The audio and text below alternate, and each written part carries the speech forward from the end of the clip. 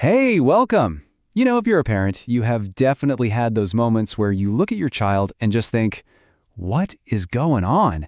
Well, that's what we're going to do today. We're going to decode those moments and figure out the real why behind their behavior, based on some really solid research. So let's get right into it. Have you ever been on a super important phone call and right on cue, the whining starts? Or maybe a simple request to clean up their toys turns into a full-blown meltdown? Yeah, you've probably asked yourself, what on earth are they really trying to tell me right now? That's the exact question we're tackling. Okay, and this is the big idea, the one that changes everything. It's that every single behavior your child has serves a purpose. I mean, think about that. It's a total game changer, right? It means we stop seeing misbehavior and we start seeing communication. Their actions aren't just random chaos, they're sending a signal, trying to get a very real need met. And the research tells us that these signals, these behaviors, almost always boil down to one of four main reasons. Just four. And once you understand these four functions, it's like you've unlocked a secret code for responding to your child way more effectively. So first up is function number one, attention. This is probably the one you're most familiar with. The basic idea here is that your child is looking for connection, for interaction. And here's the kicker. Sometimes, even negative attention, like getting a lecture, feels a whole lot better to them than being ignored. So what does this actually look like day to day? Oh, it's the classic stuff. It's the whining the second you get busy, the constant interrupting when adults are talking, or maybe it's acting extra silly just to get a reaction. It can even be things like arguing or throwing stuff. The goal is always the same. Get your eyeballs on them right now. So the trick is, how do you respond without accidentally rewarding the whining or the interrupting? Well, there are two key parts. First, you've got to catch them being good. Pour on the praise and positive attention when they're playing nicely or helping out. And second, you actually teach them a better way to ask, like saying, hey, can we play together when you're done? Okay, but what if their goal isn't to get your attention at all, but to get away from something?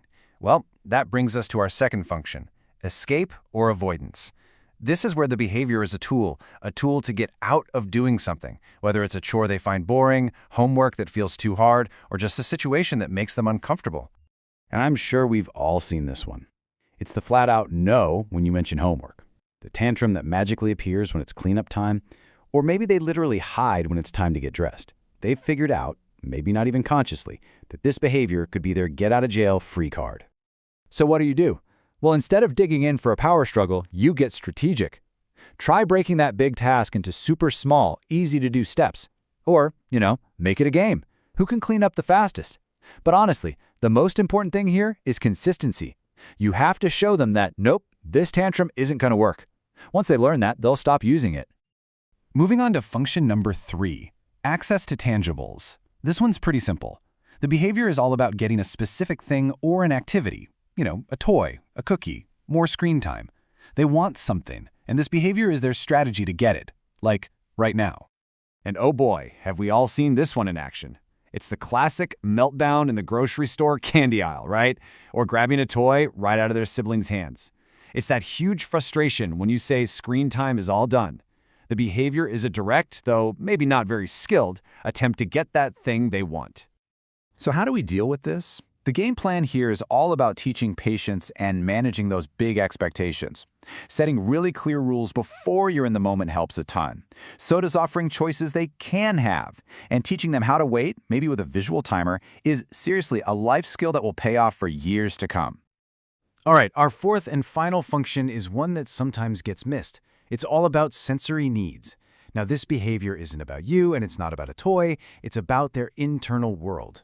Their body's either craving more sensory input or it's desperately trying to escape from sensations that feel totally overwhelming. What's so interesting about this one is how different it can look. On the one hand, you might have a kid who is just constantly moving, jumping, spinning, fidgeting, because their body is literally asking for that input. But on the other hand, you could have a child who covers their ears in a loud room because they feel overwhelmed and they just need a break. So our response here is all about giving them the right kind of support. For a kid who's seeking that sensory input, it might mean offering safe ways to get it, like a mini trampoline or some Play-Doh to squish.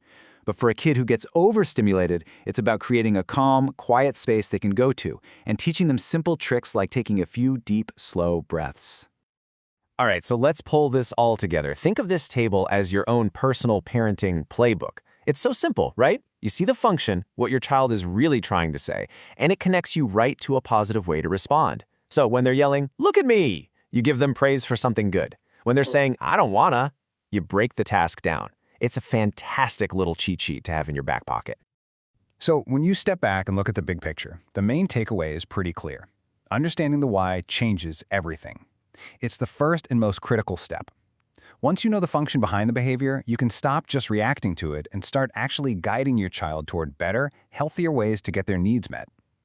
And that really just leaves us with one last thing to think about. The next time a challenging behavior pops up, just take a breath and ask yourself this question. If you look at it through the lens of these 4 functions, you might just figure out exactly what your child is trying to tell you.